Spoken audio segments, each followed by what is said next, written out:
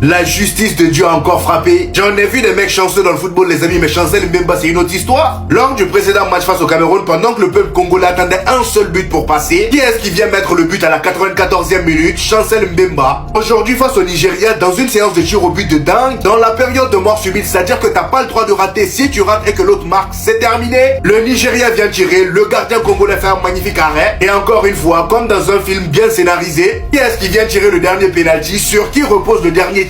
Chancel Mbemba, et bien évidemment qu'il le met dedans. La justice de Dieu, Yana. Malheureusement pour le Nigeria, leur parcours s'arrête là. Le Congo, eux, direction les barrages face à un autre pays d'un autre continent. Et j'espère vraiment pour eux qu'ils passent. Par contre, j'ai envie de dire, heureusement que le Congo a gagné. Parce que s'ils n'avaient pas gagné, je pense que le Touanzebe là, le joueur congolais qui a tiré son penalty comme si... Et c'est quelle manière d'être nonchalant ça? Il n'avait aucune envie, j'ai même eu l'impression qu'il a fait exprès de rater. Il allait passer une très sale soirée. Heureusement pour lui que le gardien congolais a fait ce qu'il avait à faire. Et comme ça, son raté la passe aux oubliettes. Côté Nigeria, je pense que ceux qui les a un peu pénalisés, c'est la blessure d'Osimhen. Parce qu'entre vous et moi, c'est très bien que si Osimhen était là, ça allait être beaucoup plus compliqué pour le Congo. Je ne dis pas que le Nigeria allait forcément gagner. Et ils auraient été meilleurs avec Osimhen que sans. Après le Cameroun, c'est au tour du Nigeria de prendre son fumou. Nigeria, maîtrisable, maîtrisable. Et quel maîtrisable. Les gars, c'est aller au tir au but. 4-3 pour le Congo face au Nigeria. Mais j'ai juré.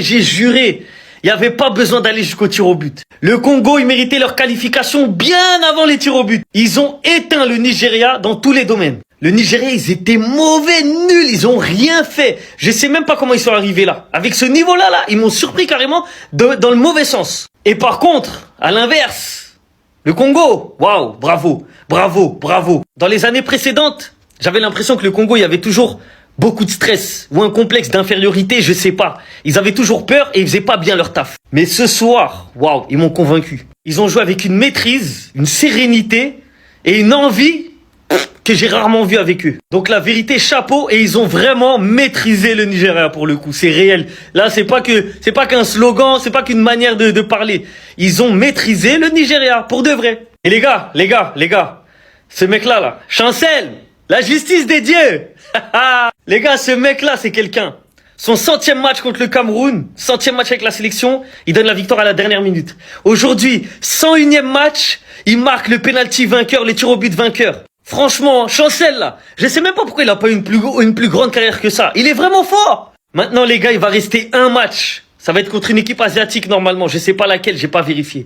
Mais ce match-là, il va falloir le jouer avec la même mentalité qu'ils ont joué ce soir contre le Nigeria. Pareil. S'ils jouent avec cette mentalité, cette rigueur, ils passent. Ils vont à la Coupe du Monde aux États-Unis direct. Donc encore une fois, félicitations à tous les Congolais. C'est largement mérité. Le football a gagné aujourd'hui, les gars. Cette victoire, elle est totalement méritée. Je vous le dis, les gars, moi-même qui suis pas congolais, si le Congo avait pas gagné aujourd'hui, j'aurais pas digéré. Tellement ils méritaient cette victoire. Par rapport à ce match, déjà pour commencer, parce qu'ils ont été totalement dominateurs. Sur toute la fin de la première mi-temps, sur toute la deuxième mi-temps et sur toutes les prolongations, ils ont mangé cette équipe du Nigeria, les gars. Comme je vous avais dit d'ailleurs, je vous avais prévenu que pour moi, je voyais le Congo. Deuxième chose, par rapport au parcours des Congolais. Le parcours des Congolais dans le groupe du Sénégal, par rapport à ce qu'ils ont fait, ils ont tenu à drager au Sénégalais quasiment du début à la fin de ces qualifications. Pour aller jusqu'en barrage. Puis juste derrière, ce match contre le Cameroun. Et là, ils te battent le Cameroun, ils te battent le Nigeria. Et ils vont justement aller chercher cette dernière marche pour les qualifications pour la Coupe du Monde. C'est totalement mérité. Et je peux vous dire, les gars, au mois de mars, les gars, pour ce match, Congo, je crois que ça sera Bolivie ou une autre équipe d'un autre continent, je mettrai un maillot du Congo, les gars. Je me trouverai un maillot du Congo pour ce match, les frères. Et je serai à fond derrière vous. Parce que là, vous méritez totalement de participer à cette Coupe du Monde. S'il y a bien une équipe qui mérite de participer à cette Coupe du Monde, c'est vous, les Congolais. Bravo. Mesdames et messieurs, j'ai un seul mot à dire.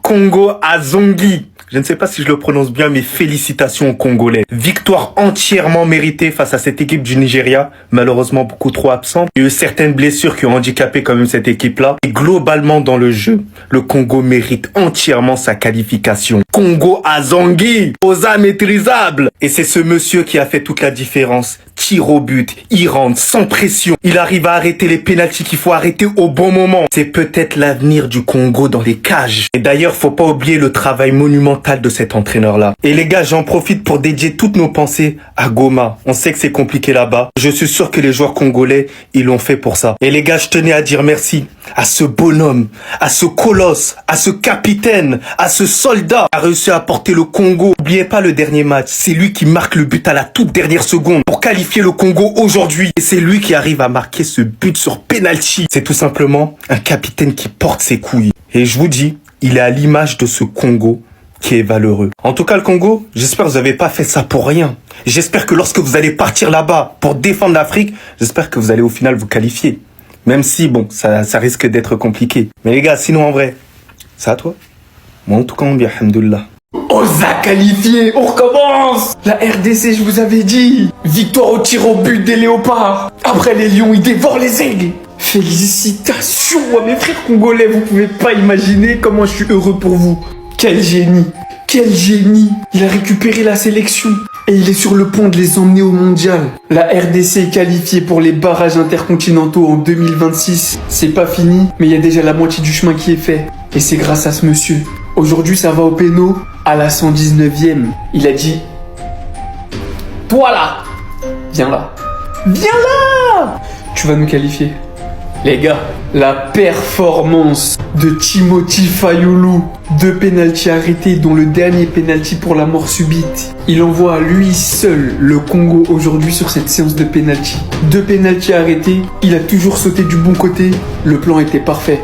Et le Congo qui se qualifie, quoi de plus normal, après une domination dans le match d'aujourd'hui. Alors bien évidemment, il y a un contexte, il y a eu des blessés, d'ailleurs grosse force à eux. Victor Osimhen qui est sorti en larmes, Lookman qui a dû sortir, Chukwueze aussi.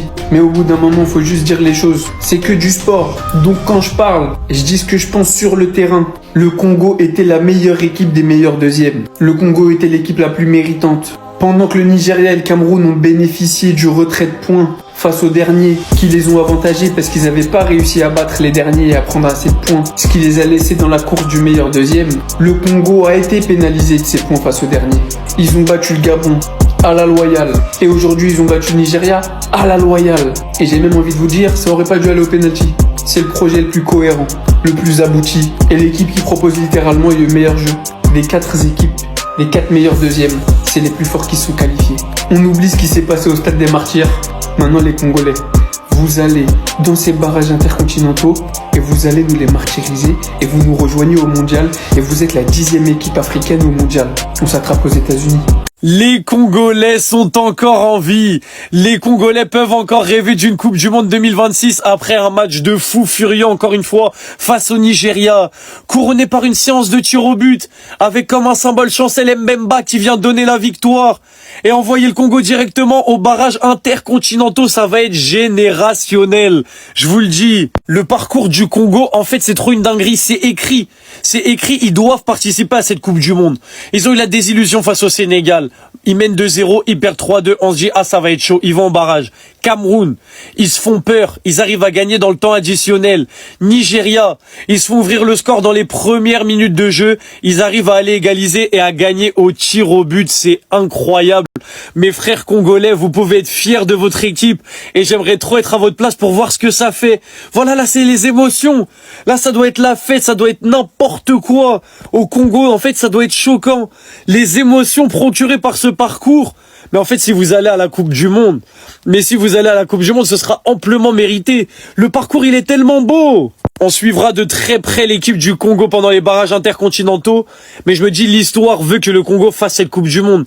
En fait, le parcours, il est trop beau. Je sais pas qui va les empêcher d'aller à cette Coupe du Monde, mais à mon avis, ouais, là, l'histoire, elle est trop belle, ils sont obligés d'y aller. La justice! Vous avez pas compris? On vous a dit c'est la justice! Le capitaine est toujours lui qui élimine le Nigeria et envoie le Congo jouer les barrages en mars. Et à la vue du match, qu'on se le dise fort heureusement, il s'est passé beaucoup de choses bizarres. Plus d'un penalty n'a pas été sifflé durant ce match. Des corners littéralement oubliés. L'arbitre qui signe la fin du match une minute avant. Les joueurs dans l'incompréhension. Sachant que juste avant d'affronter le Congo en finale, un penalty avait été aussi oublié pour le Gabon contre le Nigeria. Maintenant, on peut que dire après cette séance de penalty de malades. Félicitations au Congo qui, en plus d'avoir dominé globalement durant le match, ont reçu énormément d'injustices. Il en fallait qu'une et aujourd'hui c'est le Congo qui passe. Très dommage pour le Nigeria, très dommage pour Osimhen qu'on verra finalement pas en Coupe du Monde. Mais je suis désolé les gars, cette équipe c'est trop. Niveau combativité, niveau lutte, sachant que le Nigeria menait 1-0 à la base. La manière dont ils se battent, la combativité qu'ils montrent en fait depuis quelques mois, ça fait kiffer tout le monde le Congo.